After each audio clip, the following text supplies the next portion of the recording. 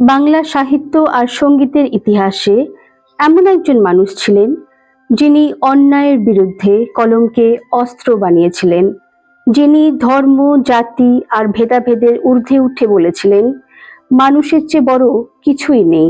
তিনি হলেন কাজী নজরুল ইসলাম। আজ আমরা জানব কিভাবে দারিদ্র্য আর সংগ্রামের মধ্যে থেকে উঠে এসে তিনি হয়ে উঠেছিলেন বাংলার বিদ্রোহী কবি। 1899 সালের 24শে মে পশ্চিমবঙ্গের আসানসোলের চুরুলিয়া গ্রামে জন্মগ্রহণ করেন নজরুল। তার পরিবার ছিল খুবই দরিদ্র।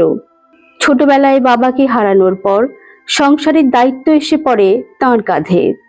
কখনো মসজিদে মুয়াজ্জিনের কাজ, কখনো রুটির দোকানে কাজ, এভাবেই কেটেছে তাঁর শৈশব। কিন্তু দারিদ্রতা তাঁর স্বপ্নকে থামাতে পারেনি। ছোটবেলা থেকেই কবিতা, গান আর নাটকের প্রতি গভীর ভালোবাসা ছিল তার। গ্রামের লেটো দলে যোগ দিয়ে তিনি গান লিখতেন, অভিনয় করতেন। যুবক বয়সে নজরুল ব্রিটিশ সেনাবাহিনীতে যোগ দেন। সেখান থেকেই তাঁর লেখায় আসে বিদ্রোহের আগুন। 1922 সালে প্রকাশিত হয় তাঁর বিখ্যাত কবিতা বিদ্রোহী। এই কবিতা যেন পুরো ভারতবর্ষকে নতুন সাহস দিয়েছিল। তিনি লিখেছিলেন অত্যাচারের বিরুদ্ধে, অন্যায়ের বিরুদ্ধে, শোষণের বিরুদ্ধে। শুধু কবিতাই নয়, তিনি লিখেছেন অসংখ্য গান, গজল, ইসলামী সঙ্গীত, শ্যামা সঙ্গীত। তিনি বিশ্বাস করতেন সব ধর্মের মূল কথা হলো মানবতা। কাজী নজরুল ইসলাম শুধু একজন কবি ছিলেন না, তিনি ছিলেন মানবতার কণ্ঠস্বর। হিন্দু মুসলিম ঐক্যের কথা তিনি সব সময় বলেছেন। তিনি চেয়েছিলেন এমন এক সমাজ যেখানে মানুষ মানুষকে ভালোবাসবে।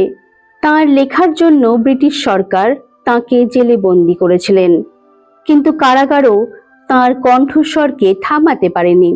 জেলে বসেই তিনি লিখেছিলেন কারার ওই লৌহ কপাট, যা আজও স্বাধীনতার প্রতীক হয়ে আছে। জীবনের শেষ ভাগে এক কঠিন অসুস্থতায় তাকে নীরব করে দেয়। ধীরে ধীরে তিনি কথা বলার ক্ষমতা হারিয়ে ফেলেন, কিন্তু তাঁর লেখা, তাঁর গান, তাঁর আদর্শ আজও কোটি কোটি মানুষের হৃদয়ে বেঁচে আছে। বাংলাদেশ তাঁকে জাতীয় কবির মর্যাদা দিয়েছে, কারণ নজরুল শুধু একজন কবি নন, তিনি একজন চিরন্তন সাহসের নাম। নজরুলের জীবন আমাদের শেখায় দারিদ্রতা কখনো স্বপ্নকে থামাতে পারে না। কঠিন সময় এলেও সত্যের পথে দাঁড়াতে হয়। তিনি প্রমাণ করেছিলেন একজন মানুষের কলমও পৃথিবী বদলে দিতে পারে।